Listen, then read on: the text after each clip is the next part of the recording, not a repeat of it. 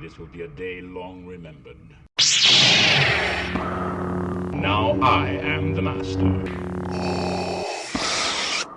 Welcome to another episode of Legends and Theories, and welcome to my review of The Lord of the Rings, Rings of Power, Season 2, Episode 5, titled Halls of Stone.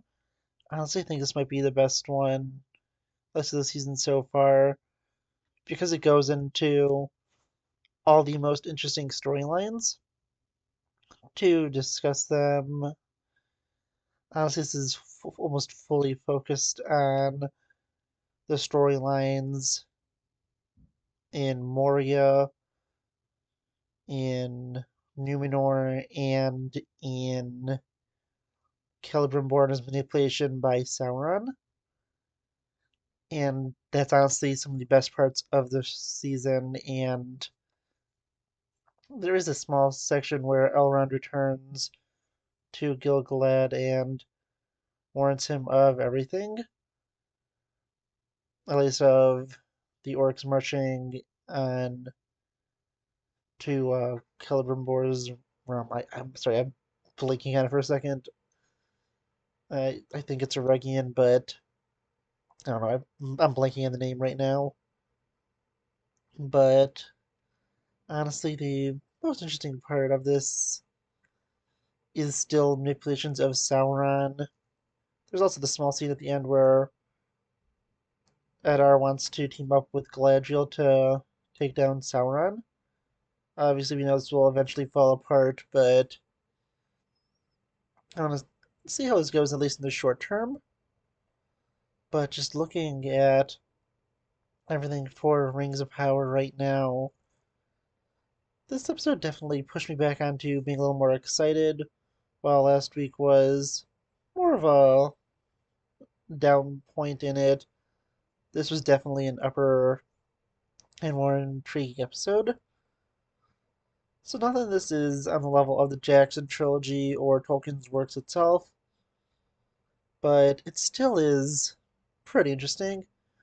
My favorite part of this was easily Sauron through the guise of Annatar manipulating Celebrimbor into making the Nine Rings and the elves around him to being a little more mistrusting of Celebrimbor and even taking the genuine fears, concerns, and actions he's actually done to corrupt the rings to go and make people think it's Celebrimbor's fault, including Celebrimbor himself, and convincing him that the only way to solve this is to make the Nine to go and balance out the corruption that Celebrimbor made by lying to Gil-galad. At least that's what he's telling him, but truly he'll be using the Nine to eventually make the Nazgul, and while he would be intending to use the Seven to corrupt the dwarves, it is completely impossible based on how the dwarves were created, and it would only go to in their greed. And while this is shown to a pretty extreme effect with Durin, who really didn't have any signs of greed at all in previous episodes, but it really turned around here. It was honestly made to be, a pretty good sign to show that these rings are not good and they do have a corrupting force. Our younger Durin, who is honestly, easily the best part of the dwarf storyline, is also showing off here that things aren't as simple as they seem. He wants to push his father back and is beginning to see through the guise of Annatar, and although he doesn't know he is Sauron, has a mistrust of him. I think that he will be ultimately keeping his word and not putting on the ring, especially after he learns who Sauron is and the corrupting influence it has. But it will ultimately be a failure for his eventual line, where we know that later on his ancestors will be putting on the other dwarven rings.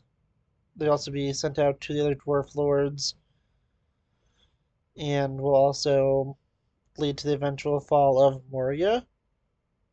The tease of what I'm assuming is the Balrog, but there's also a slight chance it is the Watcher in the Water was shown in this, and I think it was a little ridiculous how it kind of got there with Durin's wife just dropping stone and being kicked around and eventually falling into this hole.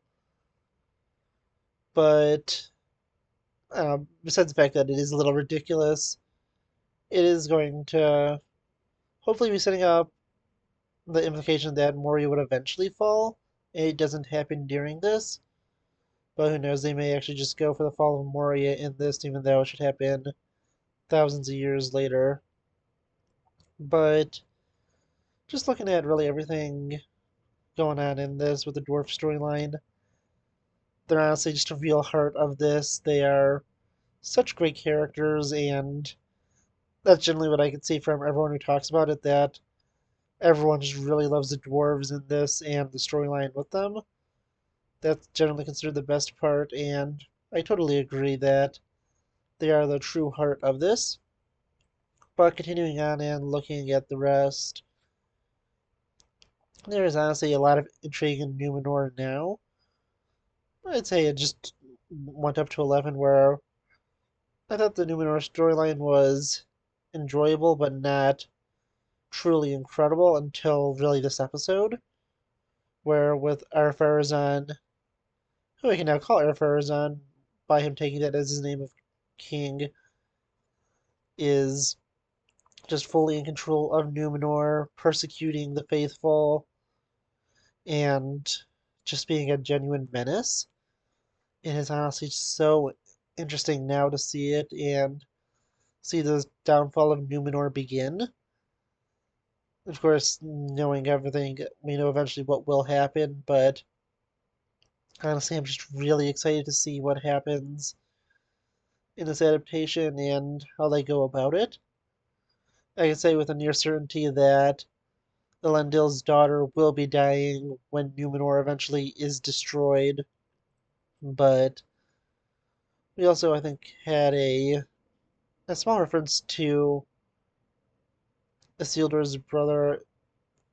Okay, my name's blinking on him right now again. Also, it's Isildur and I think it's Arnarion. I believe I might be thinking of a different Tolkien character right now, but Isildur's brother, I believe, is mentioned briefly in this, and to help show that the people are still loyal, at least some are, and I'm really excited to see how this goes, and based off the fact that we have the conversation between Elrond and Gil-galad saying they'll need more help, I think we'll be seeing a sort of combination of a few different storylines where the elves go to Numenor for help, and this is like way before all of this happens. Well, like the ring, not exactly rings of power, but with the rule of Ar-Pharazôn, this is like thousands of, or maybe hundreds of years before, where Numenor helps push Sauron back for at least a little bit. And I think that this is going to be combined with the storyline of Ar-Pharazôn going and leading his men to capture Sauron. I think that the end of this will be seeing, this season we'll see Ar-Pharazôn capturing Sauron, bringing him to Numenor, and next season will be focused on Sauron's corruption of Numenor and its eventual destruction. We should also probably be seeing the creation of the One Ring in this season, if not next season at the latest, because he kind of does need it to tether himself to the world and bring himself back way more quickly after the destruction of Numenor. But honestly, that's maybe a big prediction that this season is going to end with the capture of Sauron by Numenor, them sort of betraying the elves at the end, where they're going to be doing this to get a foothold in Middle Earth, and we'll see next season with the destruction of Numenor, the reshaping of the world, the escape of Elendil and the faithful, and the season 4 will be seeing the foundations of Gondor and Arnor. I think that they're saying it's supposed to be 5 seasons that they agreed to, and I think they're bound by contract to do that. So they'll be doing 5 seasons and 5 seasons only since it's not doing super well. So I think that season 4 is going to see Foundation of Gondor, Arnor, and beginning of the foundations of the Last Alliance. And season 5 will be fully dedicated to telling the story of the Battle of the Last Alliance. But I'm going to be fully honest, I think Numenor is going to be destroyed by the end of next season at the latest, middle of next season at the earliest. And honestly, I'm pretty excited to see that being adapted for the first time. But just going through everything else, honestly, this is a more intriguing episode. I think this is one they did the best job with so far.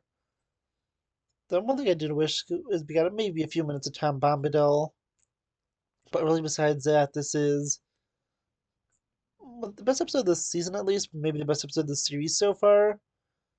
My favorite part is easily Sauron's manipulations, and I'm excited to see where they go with it. But I want to know what you think. Please let me know in the comments, and I'll see you in the next episode of Legends and Theories. Thank you for watching this episode of Legends and Theories. Please subscribe, like the video, share the video, leave a comment, check out the video on screen, and may the Force be with you.